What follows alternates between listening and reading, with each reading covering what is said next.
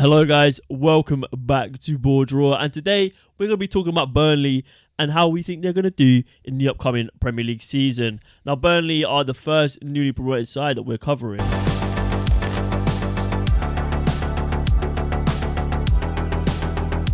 And they absolutely smashed the Championship last season.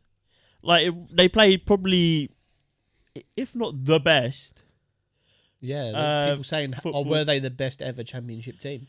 I mean, Reading's point total still stands at, I think, 105 points. But Newcastle, when they got promoted, were pretty good. Obviously, that QPR team with Tarap and Fowlin and Heider Helgeson. Yeah, that was probably one of the best teams ever in the world. But yeah, they were different. No one could get close to them. And I remember at the beginning of the last season thinking, they've got a big clear out to go. They've got some big financial issues, and they've then gone and given it. They put their faith in a man who sort of failed in Belgium. Yeah, they'd been known for a very long time as this long ball Brexit ball team under Sean Dyche, and rightly or wrongly, that was kind of the brush that they were painted with. But they took a leap on Vincent Kompany, gave him his first job in England, like you said, after being pretty mediocre at Anderlecht. And he's fucking gone wild with them. Yeah, they were playing this like Pep Guardiola style domineering football. They had some brilliant players like Teller. Someone who they brought in is Scott Twine, who I really liked when he was at MK Dons. And he didn't even get a look in last season. That's how good they were. He would have walked into any Championship team. He was so good. But their recruitment was good, wasn't it?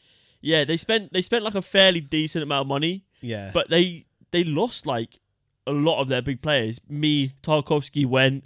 Nick Pope went. Yeah. Who's the striker that went? Not Chris Wood. Chris Wood, yeah, went to Newcastle. Yeah. And Forest, yeah. But they got in good players, didn't they? Ian McNeil went earlier. Yeah. Ian Matson, they got him in. Matson, yeah. Quality player. Phenomenal. Best wing back in the league, like 100%. Quite a lot of players from in and around Premier League teams. They got Nathan Teller from Southampton. Teller, he was unbelievable. Good player. And then they got players that they had there that have kind of stepped up a level. Josh Brownhill. Yeah, Josh Brownhill. He's another excellent player. Excellent player. They were just like the best team in the league, head and shoulders above the rest. They were, from the minute the Championship started, they were a Premier League team. And I think this season, I hope it continues on an upward trajectory, because I like Vincent Kompany, and I like the fact that he's gone into Burnley and he's changed the whole sort of vision of this club around. Yeah. It could be very negative, and they could have thought, right, we're just going to stick with what we know, play that sort of like Brexit ball football, and get us back to the Premier League by having just more like better players than every other team. But they actually had a style of play, and they didn't just dominate the league. They embarrassed teams on a weekly basis. But the only thing that worries me is that sometimes you can have teams like that, and they play this style of football, and the quality in their team was already higher than every team in the Championship. Yeah. But their quality in the team is not going to be higher than any team in the Premier League, apart from the teams that they came up with. That's a very good point, and I wanted to pose that question to you, because usually the teams that come up from the Championship that do the best are the ones that play the most pragmatic football. The teams that play like the best free-flowing football that slap the Championship about normally come up and struggle because they can't you can't impose that style of they football can't on switch their other style of play quick enough to be pragmatic, and they're not good enough to do that attacking free-flowing football against Prem teams. So where do you think Burnley go next season in terms of, do they switch up their style of play? Do they continue this style of play and hope Vincent Kompany can get it working in the Prem? I would rate it if they did continue their style of play. I think that's the way you've got to back yourself, and you've got to go for it like that. But you've got to be smart. You've got to be smart. You've got to be pragmatic, not only in your approach to football, but your approach to the future of your club. Yeah. So is it better to play shit football and stay in the Premier League and then develop into a team that can play good football?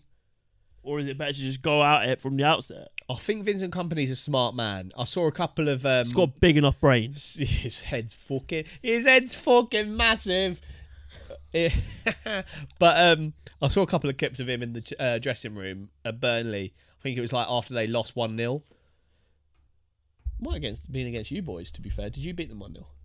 We did. It might have been after that game, and it was a very angry Vincent Kompany, and I was like, blood clot. He is so angry. He's scary. He's a scary cunt. Mate, imagine so you they lost to QPR, who had won one game in like 20 Maybe games. that's why he was so angry. That game kept us in the championship. I don't think you lose to QPR, man. That might have been why he lost his lid, mate. But he was scary. So I think he's a clued enough. He's like all serious and stuff. Yeah, and you got Gareth Ainsworth playing like electric guitar on the touchline. Doing the hacker. Yeah. So yeah, I think Vincent Kompany's a smart guy. He's been taught by some of the very best. I think he'll know that his team can't play the exact same style of play in the Prem, because he's played for arguably one of the best Prem teams ever. It's not Football Manager. You can't just... Yeah, exactly. He's played for arguably one of the best Prem managers ever. And so he knows... Arguably? Yeah. The best. And so he knows the levels. Yeah, the levels of the game. The levels. He knows the balance. The Barclays Premier League balance. The Barclays Premier League balance.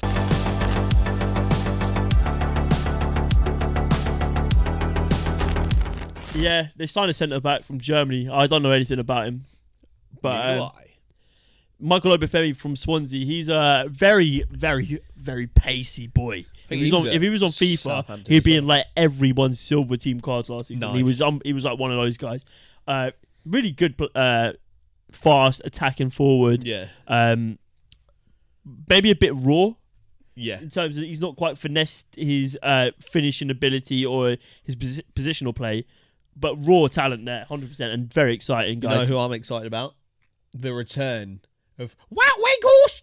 Yeah, he's not going to play for them, is he? No, I think Vincent Kompany probably fucks him off pretty quick. But their team last season was good enough to be in the Premier League, so I don't think they need to do too much in terms of recruitment, and I don't think they wanted to do too much in terms of shifting up the squad.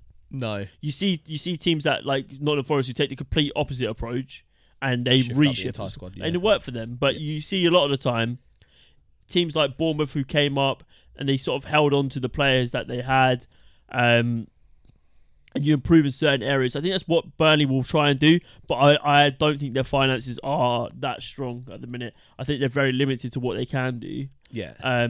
But for me, they got that winger, didn't they? Zohri, who's pretty the Moroccan. Sick. He's really good. Yeah, he's a good player. But for me, their team was good enough anyway. Their team was clearly too good for the Championship, and it's going to be about how, like you say, Vincent Kompany adapts like tactically to the challenges that Premier League poses. Like the quality is going to be so much higher, and it's a completely different game. And it is a jarring situation to go from the best team by far of a league to one of the worst. Yeah. So that is a jarring dynamic that not many managers can get correct. They're going from playing like, I don't know, like Cardiff, QPR, Rotherham, man. I'm not even Rotherham, like. I just like these dead teams like Wigan, man. Yeah. And then their first game of the Premier League season is Man City on. Yeah, I didn't even clock that. That's rough. Talk to me about how they line up that first game of season. Pep versus Pep versus Vincent Kompany. Mediterranean ball don versus the biggest headed ball don I've ever seen in my life.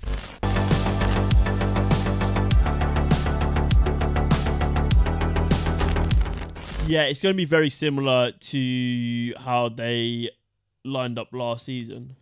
Muric, the keeper, was by far and away the best keeper in the Championship. Where did they get him from? No idea. Because I assume he was like a direct replacement for Pope. They didn't have him. Yeah, no, he was. I actually have no idea. I really keep track of Burnley last season. Yeah, I assume they signed him. No way he was just lurking in the academy or whatever. He was unbelievable last season for them. Roberts, Connor Roberts. Yeah, good player. Yeah, he was a brilliant player for them last season, and it's just going to keep going. They've got Ekdal and the guy. That's not Albin Ekdal, is it? Could be. It might be. I don't know. My Burnley knowledge is lacking. If that's Albin Ekdal, he's a good player. I had him on Football Manager. But yeah, Bayer and Vitinho. Vitinho's a really good player. Good player, yeah. Like that.